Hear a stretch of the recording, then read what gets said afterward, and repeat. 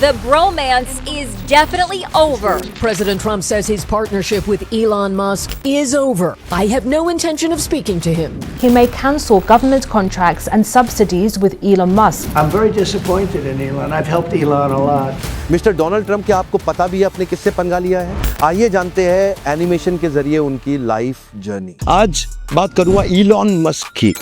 Elon Musk है कौन? Far sighted, futuristic, barrier free thinking रखने वाले एक South African born Canadian American business magnate है। इसके बचपन की कहानी बताता हूँ। वो बचपन में ना उसके माँ बाप ने देखा, अरे सुन नहीं पाता है, बिल्कुल सुन नहीं पाता है, हाँ ये कुछ सोचता रहता है, सुन नहीं पाता है। उसको डॉक्टर के पास ले गए, डॉक्टर ने कहा ऑपरेशन करना पड़ेगा। इलॉन मस्क का बचपन में ऑपरेशन हुआ, कान का ऑपरेशन हुआ, फिर भी देखा सुन नहीं पाता, सोचता रहता है, सुन नहीं पाता।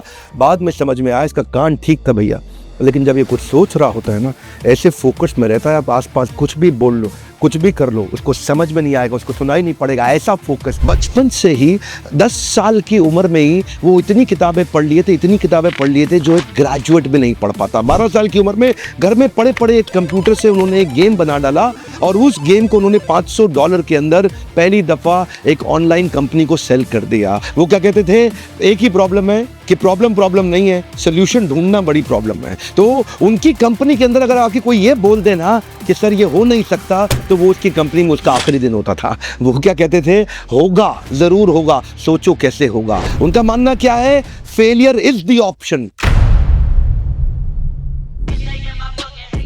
इनकी वर्ल्ड क्लास कंपनीज की लिस्ट में Zip2, X.com, PayPal, SpaceX, Tesla, solar city, open artificial intelligence, Neuralink, the boring company, जिनमें से स्पेसएक्स, टेस्ला और सोलर सिटी की चर्चा पूरी दुनिया कर रही है। 95 में अपने भाई किम्बल के साथ मिलकर इन्होंने Zip2 की शुरुआत करी और ये Zip2 में इनको जल्दी ही फंडिंग भी मिल गई। शुरू में अपने पिता के पैसे से किया, बाद में एक्सटर्नल फंडिंग मिली, बोर्ड ऑफ डायरेक्टर्स बढ़ते चले गए और आगे चल के, क्योंकि अभी ये यंग थे, इनका एक्सपीरियंस उतना बड़ा था नहीं, तो बोर्ड ऑफ डायरेक्टर्स ने सोचा यार ये आदमी CEO बनने के लायक नहीं, उसको CEO की पोजीशन से हटा दिया क्या। एनीवेज, बाद में टेक बबल, आपको पता है सन 2000 से पहले 99 में ये फटने की कगार पे था, तो सारे बोर्ड ऑफ डायरेक्टर्स ने मिलकर सोचा इस कंपनी को बेच देते हैं। कॉम्पैक्ट को वो कंपनी बेच दी गई, जहां से जो पैसा मिला उसमें इनका 7% इक्विटी था, जिसमें इनको $22 मिलियन तुरंत मिला। और वो $22 मिलियन ये घर में रख करके रईस आदमी की तरह घूम सकते थे, छोटे थे, यंग थे, लेकिन वो पूरे $22 मिलियन एक एक करके उन्होंने आगे इन्वेस्टमेंट शुरू कर दी और तुरंत चालू करी X.com। ये एक ऑनलाइन ट्रांजैक्शन की ऑनलाइन बैंकिंग कंपनी थी, अपने आप में पहली ऐसी कंपनी दुनिया भर में। आगे चल के कन्फिनिटी नाम की एक कंपनी के साथ इसका क्लैश हुआ, लेकिन उसी समय दोनों कंपनी मर्ज हो गई और उसका नाम पड़ गया पेपैल। क्या आप जानते हैं पेपैल, दुनिया भर में आज पेपैल फेमस है। उसको किसने स्टार्ट किया, उसको किसने बड़ा रूप दिया, वो इलॉन मस्क ही थे। उनका जो CTO था ना, चीफ टेक्निकल ऑफिसर, उसके साथ इनकी बहसबाजी हो गई। ये CEO थे, वो CTO थे, और बहस ऐसा हुआ कि वो सोच रहे थे कि लाइनेक्स पे रखें इसको कि विंडोज पे लेके जाएं, और उस बहस के चक्कर में CTO ने बाकी बोर्ड को अपने साथ लिया। ये भाई साहब की अभी नई शादी हुई थी इलॉन मस्क की, ये गए हुए थे हनीमून पे, पीछे से उन्होंने इसको बाहर निकाल दिया और CEO की पोजीशन से बाहर कर दिया। बहरहाल उस कंपनी से भी बाहर हुए ये, लेकिन तब बाहर होते वक्त इनका शेयर बहुत बड़ा हो चुका था। $165 मिलियन लेके बाहर निकले तो रुके नहीं। अब क्या सोचे, मुझे लगता है कि मंगल ग्रह पे जीवन होना चाहिए। ये सोचे मंगल ग्रह पे पेड़ पौधे उगाऊंगा, उसके बाद लोगों को बसाऊंगा, पूरा जीवन बसाऊंगा। ये रशिया गए, रशिया जाके उन्होंने बोला कि कुछ ऐसे रॉकेट्स का अरेंजमेंट किया जाए कि जिससे मैं मंगल ग्रह जा सकूं। उन्होंने इनको प्रपोजल दिया कि $8 मिलियन लगेगा। अब ये सोचने लगे यार $8 मिलियन तो बहुत ज़्यादा है। ये रशिया में काफ़ी नेगोशिएट करने की कोशिश जब की तो उनके प्रोजेक्ट को रिजेक्ट कर दिया गया। ये वापस आ गए, वापस आके सोचे क्यों ना मैं ये कंपनी खुद ही बना लूँ, तो पढ़ने लग गए। अपने आप पढ़ के इन्होंने अपने आप उसी समय SpaceX कंपनी फाउंड करी। प्राइवेट ऑर्गेनाइजेशन स्पेस ट्रैवल को रीडिजाइन कर देगा, इसका किसी को विश्वास नहीं हुआ। कोई नहीं बोला कि मैं इसकी मदद करने, कोई नहीं आया। एक्चुअली मुद्दा ये नहीं था कि रॉकेट को ऑर्बिट में पहुंचाना है, एक्चुअली मुद्दा ये था कि लो कॉस्ट में रॉकेट को ऑर्बिट में पहुंचाना है और उसी रॉकेट को फिर वापस भी लेके आना है, उसको रीयूज करने के लिए।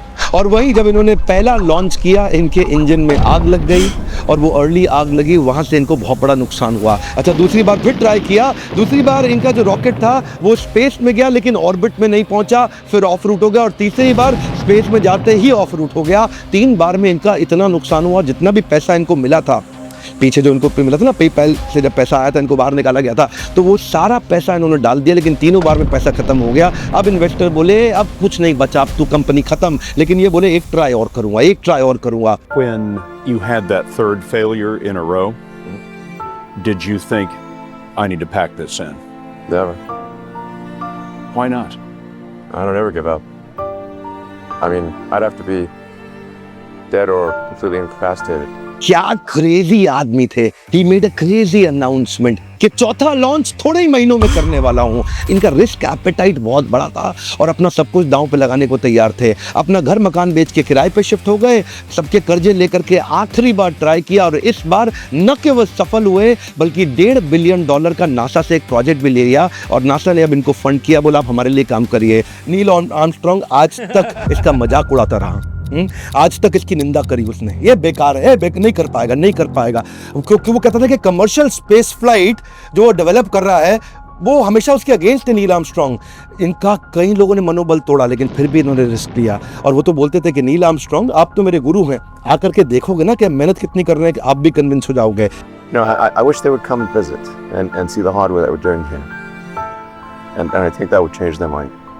आप जानते हैं हमारा इसरो और नासा ये सरकारी पैसे पे काम करते हैं, लेकिन रीयूजेबल रॉकेट सरकारी पैसे के बिना उन्होंने प्राइवेट दम पे बिना फॉर्मल पढ़ाई के अपने आप किताबें खोल के पढ़ के खुद ही कर डाला। अभी चल ही रहा था, ये टेस्ला मोटर में भी पैसा डाल दिया, ये टेस्ला मोटर में पैसा इन्वेस्ट किए, उनकी कंपनी में घुस गए और पूरी तरह इन्वॉल्व हो गए। जल्दी ही इनको कंपनी का CEO भी घोषित कर दिया गया और इन्होंने टेस्ला को लेकर के इलेक्ट्रिक व्हीकल बनाने के विजन को तैयार किया। जो पहली गाड़ी बनी वो अपनी कॉस्ट से डबल कॉस्ट पे चली गई, $1,09,000 की एक गाड़ी बनी। एक्चुअली ये सोच रहे थे शुरू में कि $50,000 में बन जाएगी, लेकिन जब बनाने लगे तो उसकी कॉस्ट डबल हो गई, गाड़ी दिखी नहीं, बिकने में बहुत दिक्कत आई। दूसरी बार कॉस्ट थोड़ी कम हुई, लेकिन तीसरे अटेम्प्ट में एक्चुअल रीजनेबल कॉस्ट आ गई, जिससे इनकी बिक्री बहुत तेज हुई। इलॉन मस्क अपने आप में केस स्टडी है, art of Fehling successfully. Come on, क्या आर्ट ऑफ फेलिंग सक्सेसफुली। दुनिया के 50 सबसे पैसे वाले अरबपतियों में इनका नाम आता है, दुनिया भर में इनका इन्फ्लुएंस इतना बड़ा हो गया। भारत भी आ रहे हैं इलेक्ट्रिक गाड़ियों को लेकर, और आप तो जानते भी हैं आज हमारे देश में पेट्रोल डीजल गाड़ियां हटाने की पूरी तैयारी की जा रही है इलेक्ट्रिक व्हीकल्स लाने के लिए। वीडियो देखने के बाद आपको क्या लगता है, ट्रंप ने सही किया या गलत? कमेंट करके बताइए। लीडरशिप फनल में आना चाहते हैं तो इस नंबर पे फोन करके आपको पावरफुल शक्तिशाली एंटरप्रेन्योर बनाने के कुछ ऐसे टूल्स और स्ट्रैटेजीज बनाई हैं, ऐसे फ्रेमवर्क तैयार किए हैं, आपको सफल बनाने की जिम्मेदारी मेरी। आप फोन करके अगली डेट का पता लगाइए कि एक प्रोग्राम आप किस तरह से अटेंड कर सकते हैं और आप अपने एक शक्तिशाली एंटरप्रेन्योरियल एबिलिटी को 10 गुना बढ़ा कर सकते हैं।